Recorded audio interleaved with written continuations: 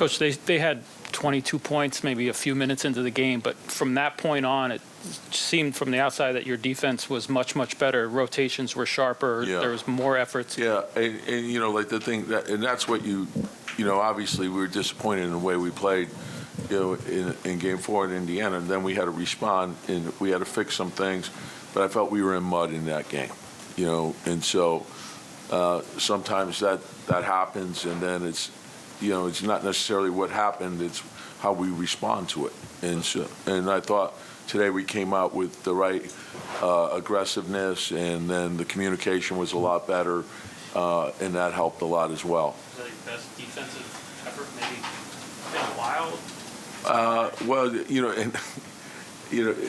It's because it was a great defensive effort today, so it's in our memory today, but we got to do it all over again. That it won't carry over unless we put the work into the next game.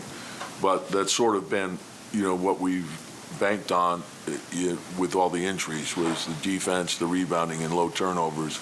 We felt, I've said this ad nauseum to everybody about we're not replacing Julius or OG or Mitch individually, but we can replace them collectively if we get everyone rebounding, everyone defending, and everyone taking care of the ball. And if we do that, that'll put us in position to win. Tom, across from you, Larry, Pat, and John were all sitting together on the other side of the court, and you guys are one win away from getting back to a place you haven't been since those guys were playing. And I'm just curious, are there any similarities you see from the team you coached back then to the one you have now? I think the togetherness and tenacity, every player is different, every team is a little different, but I think the commitment to each other, that's similar. I think the toughness aspect of it, similar, but, we still got a long way to go every year. I felt with Patrick and John and Larry and Spree, those guys, we always felt like we had a chance to win it, and we went deep every year if we were healthy.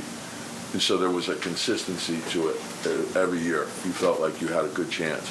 And sometimes, to win it, I've done it once as an assistant in Boston, but you need some good fortune. We got to the finals in '99. We had two big shots. Allen's shot, obviously, against Miami, and Larry's 4-point shot against Indiana.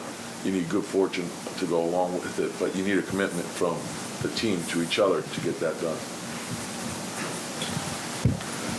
Tom, Jalen, what was the difference between last game and this game that you saw? No, and I'm sorry, because that's what Barbara asked that question. And, the thing is, sometimes people forget. Even going into tonight's game, I think he was averaging 30 points against Indiana. And everyone, we've all come to expect him to almost be superhuman every night. And he's an incredible player. He's loaded up on every night. He's the focal point of everyone's game plan. And sometimes it's a case of, missing shots, and they could be good shots, And so I think that we all tend to forget that. And the thing is the thing I love about his approach is he gets crazy. He's like a machine. Every day comes in, locked in. This is what he's going to do. He'll be ready for the next game. Be ready for the next game. And then, when you look at it in totality, I think sometimes you could look at a snippet, like a game or two, where maybe there's not the points that he normally scores, or he misses some shots.